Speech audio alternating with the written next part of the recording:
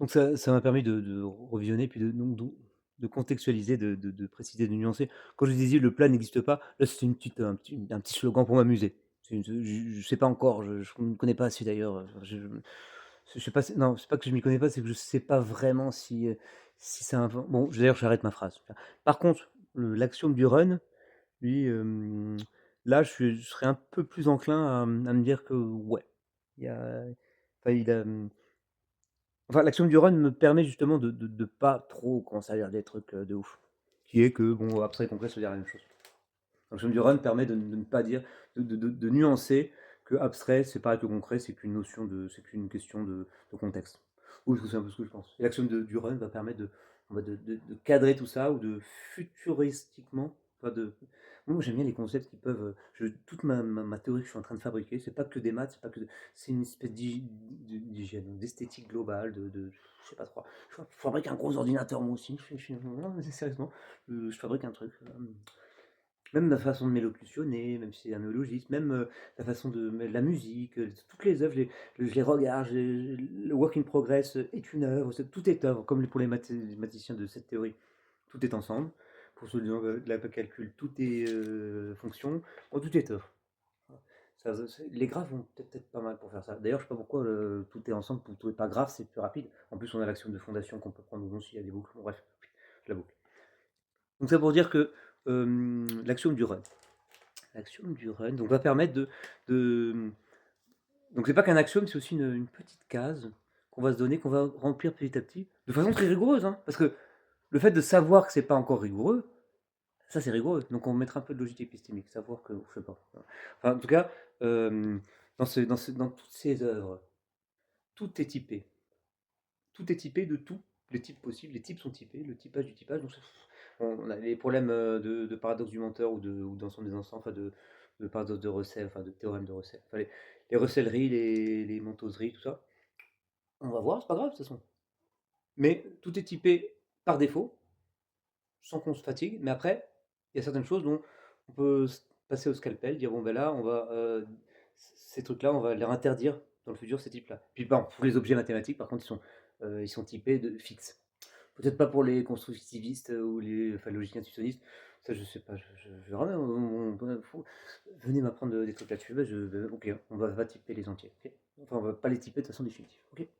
On met quand même dans mon petit coin, le même possibilité. Bah, si je suis pas constructiviste, de les typer de façon. Donc, bah, on peut. L'ubiquité. Ubiquité. Soutenez-nous sur Tipeee. Mais avec une monnaie qu'on va inventer. Parce qu'on a marre, cette monnaie, elle n'est pas assez intelligente pour que je m'y intéresse. Quand la monnaie, elle sera. Ah ouais, en fait, je vais faire un site. J'en ai pour 3 secondes. Ça s'appelle la semaine de 5 jours. On va créer notre semaine, notre week-end. Et petit à petit, même nos monnaies à nous, tac, tac, tac, pour des petits groupes, que de deux, tac, tac, tac. Si tu veux fusionner avec nous, tac, tac. Bon.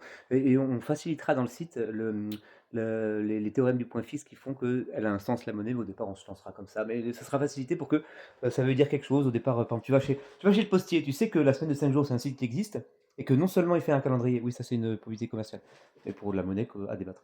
Non seulement il gère un calendrier qui permet de pas faire le week-end en même temps que tout le monde, ah, parce qu'après tu peux faire lundi, 2 3 10, 4 10, samedi, lundi, I, 2 10, I, 3 10, I, 4 10, I, 5 10, ça peut être, tu perds 10 jours. Et même enlever le samedi, tu peux faire 9 jours. Donc on peut la moduler suivant que tu veux être suivant les communautés que tu veux faire. Et pareil pour la monnaie. Et par exemple, euh, j'aime l'art, Jean, elle m'apporte la monnaie. La monnaie. Bref. En plus, je fais des parenthèses dans les parenthèses. Bah oui, non, c'est pas en plus, c'est que je fais que ça. Je signale. Bon, après, on le déplie, c'est bien. Puis après, on pourra prendre ce truc et puis en faire des petits trucs avec des liens, voilà, petits cadeaux, petit Père Noël. Et on finit juste avec ce genre de monnaie commerciale, publicité. Tu vas au tabac, même si tu manques 10 centimes, tu vois le tabagiste, tu lui dis bon, c'est ce qu'on se fait. On se fait une monnaie sur la semaine de 5 jours. Genre la pièce de 10 centimes, ce sera l'unité. Ah ah, pièce de 10 centimes, ça se trouve, elle vaudra 20 000. Non, elle vaudra pas 20 000, mais 20 000 quoi? Ah, 20 000 pièces de 10 centimes. Allez, on va multiplier par 1000. Ah, ah, ah. On rigole. Et puis, ou pour la cigarette. Ah, ah. Bon, et puis après, petit en appétit, on prend un appétit et dans bientôt manger. Bon, parenthèse fermée, la semaine de 5 jours. Donc, je ne devrais pas dire l'axiome du run, je devrais dire le cadre du run. Qu'est-ce que c'est, que veut dire le run? C'est la question en fait. Parce que si, donc, suivant l'axiome 1 et 2, le monde physique est ce qu'on vit, ce dans quoi on est, qui est à ce propos, désolé, encore une parenthèse, est tellement dense, tellement riche que une règle que j'ai, je sais pas trop où la mettre, si je la mets comme axiome ou si je la défie, on va pas commencer à faire axiome, gna gna gna, bon, je suis pas aussi pédant que ça. Je suis pas optimaliste des axiomes. Vraiment, j'ai tout ça à foutre. Mais j'ai juste ce truc-là quand même que je me dis, mais là, c'est moins un truc comme les deux autres où j'arrive pas à imaginer autre chose. C'est comme l'infini. On n'arrive pas à imaginer le fini, hop, ça crée l'infini. Ah, c'est pas mal quand même, hein. C'est-à-dire que j'aime pas trop la négation grammaticale comme vertu créatrice, mais là, il n'y a pas d'autre moyen, je pense, hein. Je sais pas. En tout cas, un petit truc que je me dis souvent, c'est que tout ce qui peut être conçu, et bien d'autres choses encore, doit exister. Ben, on arrive à l'axiome du run. Et donc, bon, dans notre réalité, elle est tellement dense que, parce que doit exister, pas forcément dans notre réalité, mais elle est tellement riche que, bon, pratiquement parlant, oui, parce qu'il y a peut-être d'autres réalités en dimension 14, où l'entropie, ça fait l'inverse, j'en sais rien. Bon, excuse my French. Les gens, ils doivent être énervés, ils disent, putain, lui, il parle d'entropie, je sais même pas ce que c'est, enfin, je sais pas, parce que je sais pas trop ce que c'est. Pas vite, quoi. J'ai un peu la formule et tout ça. Oui, c'est plus l'entropie de Shannon qui n'a rien à voir, mais bon. Regarde, un petit peu à voir, bon, bref. De toute façon, je n'étais pas expert de l'entropie. J'ai dû dire peut-être que ça marche différemment. Donc là, on arrive au problème du run. En tout cas, avant de penser à tout ce qui peut être conçu, doit s'incarner. Les mathématiques contiennent. On peut commencer par les nombres, hein, 1, 2, 3, 4, 5. Pour les gens qui ne sont pas physiciens ou mathématiciens ou scientifiques, les mathématiques, ça peut être un peu abstrait, surtout les mathématiques avant qu'on y mette les pattes. Mais pensons aux nombres, avant qu'on les nomme nombres, ils existent quand même un petit peu. Bon, ça, c'est l'axiome qu'on prend. Alors, si on le nie, on peut, hein,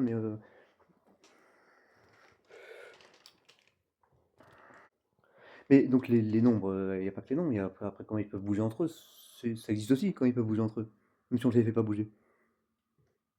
Tout ce qui après peut bouger, tout ce qui s'ensuit, bah, les mathématiques. Voilà. Ça, c'était pour que les profanes soient ramenés au même degré des connaissances prérequises dont on a besoin pour rendre la suite. Donc les mathématiques contiennent des algorithmes, des automates cellulaires par exemple, comme peut-être notre monde en est un. Je sais pas si c'est grammaticalement correct. Bon, alors, bah, le programme, il est dedans, il existe, le programme nous. Si tant est qu'on soit un gros ordinateur, il existe quelque part dans les mathématiques, avant que tout existe. Il y a une existence nécessaire. Abstraite. Ah, abstraite. Sauf que nous, on a appuyé sur Run, on va dire. Qui a appuyé? C'est le Big Bang.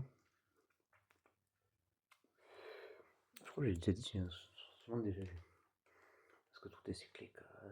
Plein de Big Bang, ça revient. Mais par exemple, au fait, l'histoire du truc, ça en revient, ben ça, après, je sais pas, ça fait comme un élastique, ça fait le Big Crush, le Big Bang, ben ça, à la limite, même si c'est repousser le problème de la cause première, on s'en a rien à foutre. Parce que la cause première, bah, du coup, c'est mathématique. Et la notion de cause se matérialise dans le temps, je pense. Mais ça, j'avais déjà vu ça quelque part. Patience, c'est un youtubeur, il y a 4-5 ans, il m'a mis ça dans la tête. J'ai dit, pas mal. Chronologie. Que cause première. J'essaie de me rappeler de faire à l'envers la conversation. Pour retrouver ce que je voulais dire. Bon, j'en souviens plus. Donc on appuie sur Run. Est-ce qu'on appuie sur Run? Qu'est-ce que c'est? Bon, on imagine que bon, il y a un run possible. Déjà, on pose le cadre du run. Ou alors il n'y a pas de run. Et abstrait concret, c'est la même chose. Parce que ce qui est sûr, c'est que run ou pas, ce qu'on vit, ce qu'on run, bah, le run est compris dans la conception. Quand je dis tout ce qui peut être conceptualisé doit s'incarner. Alors, il faut quelqu'un pour le conceptualiser. Ah, tiens, si on prenait comme. Si on utilisait un des attributs de Dieu comme un méta possible permanent.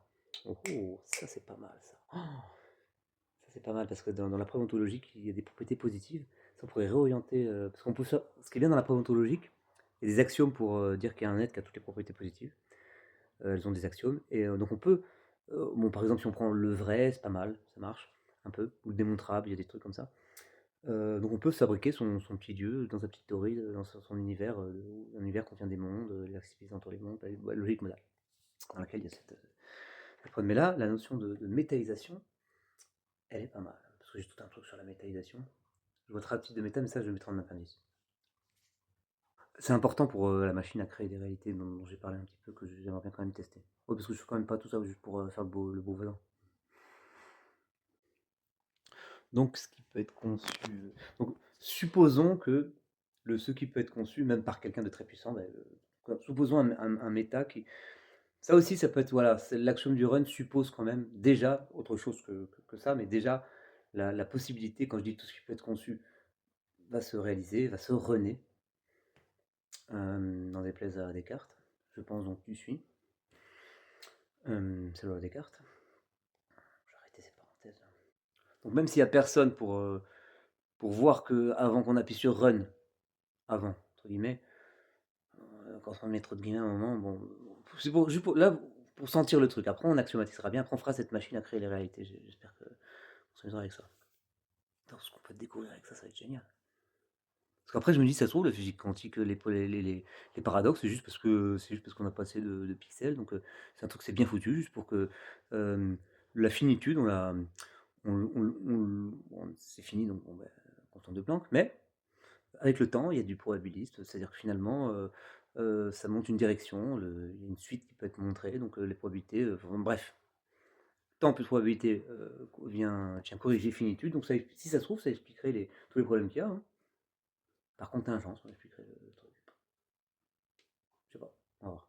Revenons au problème du run. Donc, il y a un monde abstrait, on va dire, où il y a exactement la même chose que nous, c'est avant qu'on appuie sur run, la possibilité que ça se fasse existe dans l'abstrait, on va dire. Là, je veux montrer qu'abstrait et concret, c'est qu'une question de, de local, de contextuel finalement. Parce que ce monde abstrait, où il se passe exactement la même chose, puisqu'il se passe la même chose, je suis en train de dire ça, je dis j'existe, je suis concret. Mais dans ce monde après, il dit je suis concret aussi. La phrase je suis concret, il vient de le prononcer.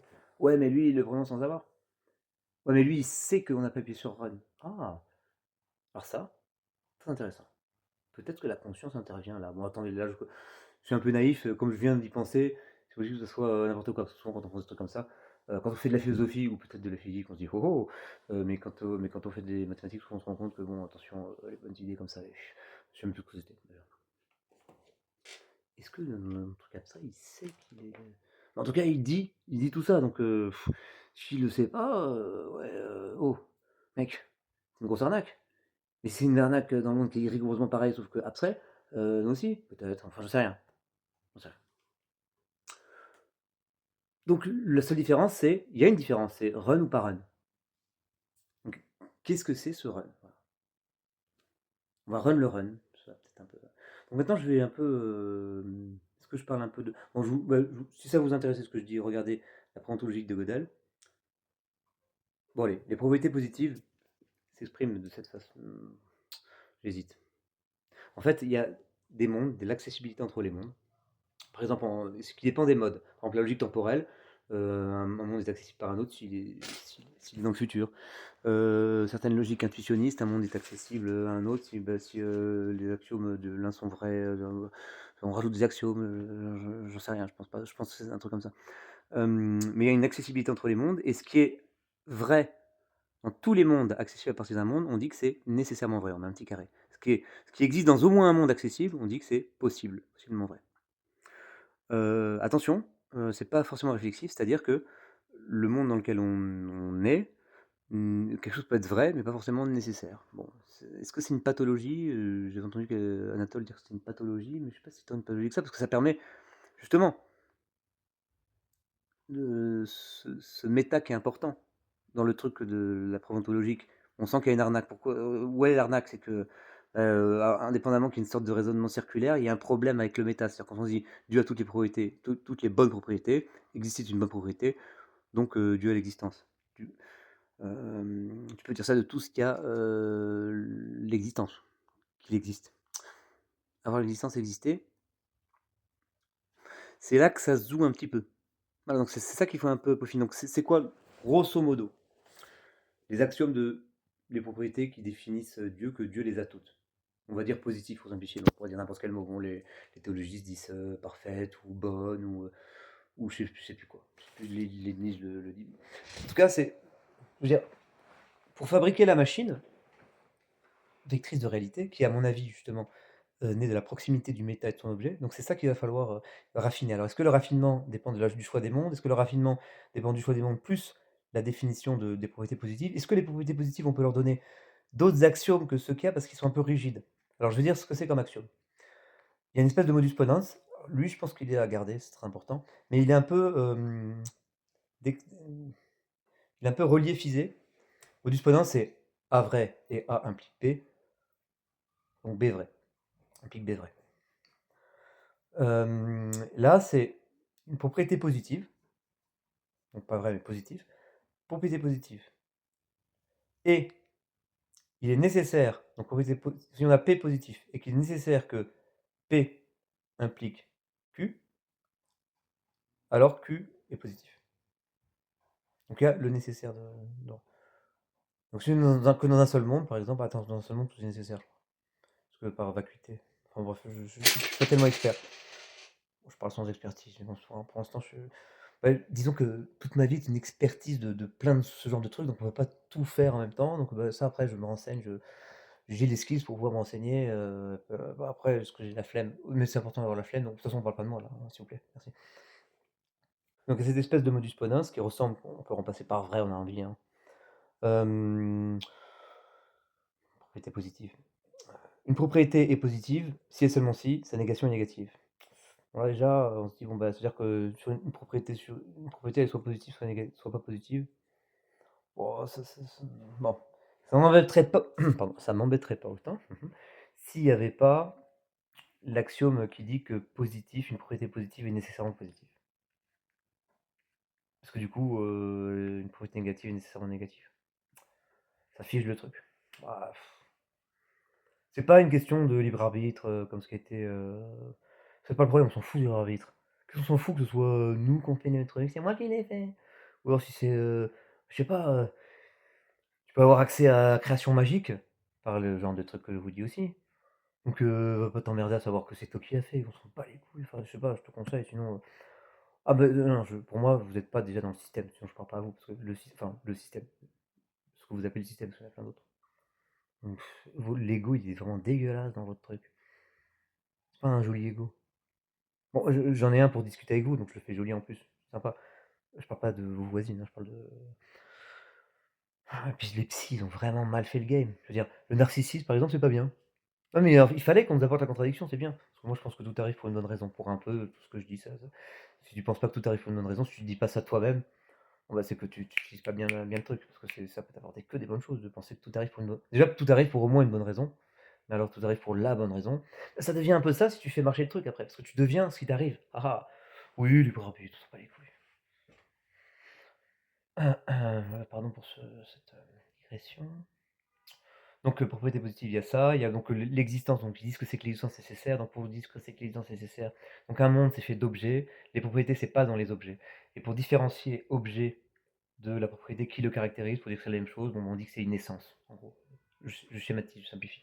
Donc, et quand quelque chose, l'existence est nécessaire, c'est, si je me souviens bien, et c'est important parce que dans les axiomes de positivité, il n'y a que l'existence nécessaire et positive. Allez, sinon ça marche pas. C'est ce qui fait marcher l'argument, souvenez-vous. Dû à toutes les probabilités positives, exister est une probabilité positive, paf, tu as l'existence. Donc tu existes. Donc l'existence nécessaire d'un objet X, ça veut dire que si X, si une propriété est l'essence de X, c'est-à-dire qu'elle le caractérise en gros, eh bien il existera dans tous les mondes. Donc il est nécessaire qu'il existe Y tel que phi de X. La propriété c'est phi. Donc en gros, l'existence nécessaire, eh ben, elle dit que le truc existe partout. Voilà, les nombres, ils peuvent pas ne pas exister. Voilà. J'ai traduit comme ça parce que mais on devrait pas traduire, on devrait, si on reste, là j'ai traduit pour qu'on comprenne à peu près le truc formel, mais le truc formel c'est lui qui nous intéresse pour créer l'exemple de nous là maintenant, c'est-à-dire que pour bien comprendre ce truc formel. Et avec ce truc formel, donc on va essayer de voir donc tout va être à mon avis dans la façon d'agencer les mondes, l'accessibilité. C'est là que donc moi mon pari, je termine pas une phrase. C'est là que Mon pari, c'est que, je disais, c'est la façon dont le méta frotte avec son objet qui crée des textures et donc des réalités, avec, tout ce qu'on a dit par Thierry. Et c'est ça qu'on va essayer c'est avec ça qu'on va essayer de texturiser, de fabriquer nos mondes dans notre machine à réalité qui va utiliser l'argumentation logique avec les propriétés positives qui auront les axiomes de la positivité. Pour faire un dieu créateur, c'est-à-dire un dieu créateur de réalité. Pas forcément avec une barbe et tout, je sais très bien que vous pensez pas ça. Mais un dieu qui fasse que bah, ça peut exister, donc ça existe. Parce que, un moment dans la preuve, parce que là j'ai dit juste les axiomes et j'ai dit la conclusion, c'est que Dieu est nécessaire. L'existence de Dieu, est nécessaire. Dieu existe nécessairement, pardon, dans tous les mondes. Enfin, sauf celui dans lequel on est, puisque on est dit qu'il était peut-être pas forcément réflexif. Enfin, peut-être que. Bon, bref. Mais à un moment dans la démonstration, dans le cheminement, il n'y a que Dieu existe possiblement. C'est-à-dire qu'il est possible que Dieu existe. Dans un monde accessible, il existe. On en déduit qu'il existe partout, blablabla. Donc cette idée que tout ce qui peut être conçu doit se matérialiser, il y a un peu de ça qu'il va falloir travailler là-dessus. Alors, il y a les outils que je vais avoir à ma disposition, c'est donc pour me permettre de ne pas être empêché par des trucs entiers, c'est les fractales. Ça permet justement d'ailleurs ces textures. Fractal, autoréférence, méta, avec son objet autoréférence. On sent qu'on est un peu dans les mêmes DA, direction artistique. Comme ça. Pour donner un tout petit exemple, pour qu'on comprenne un peu, que ce soit pas juste dans le vide, des textures que, donc, avec la répétition, le fractal contient déjà le notion de répétition. On peut fabriquer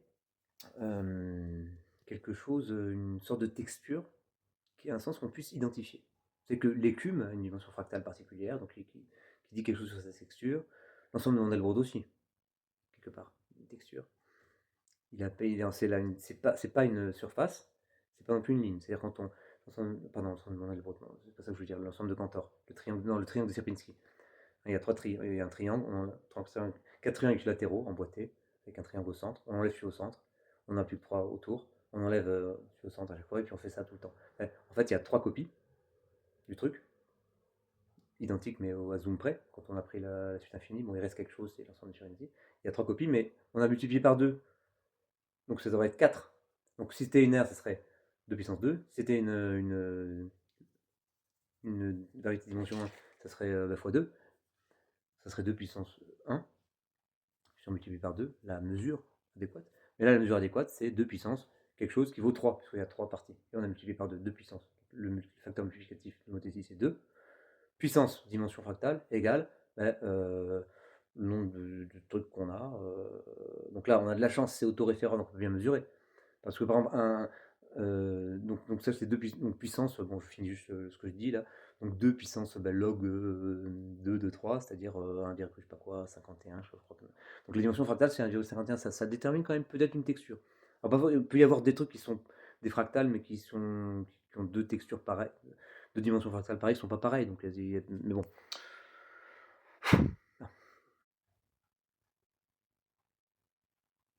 Et pourquoi ça, putain, ça se trouve, là j'ai appuyé, j'espère que j'ai pas appuyé, et que ça par contre... j'aimerais dire. J'ai dit tellement de choses chouettes que ce serait un peu trop de faire vraiment une fin qui claque. Plutôt partir en claquant la porte. Je le mot un peu nul comme ça.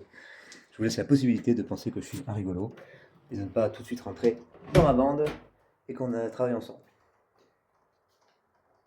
24 minutes.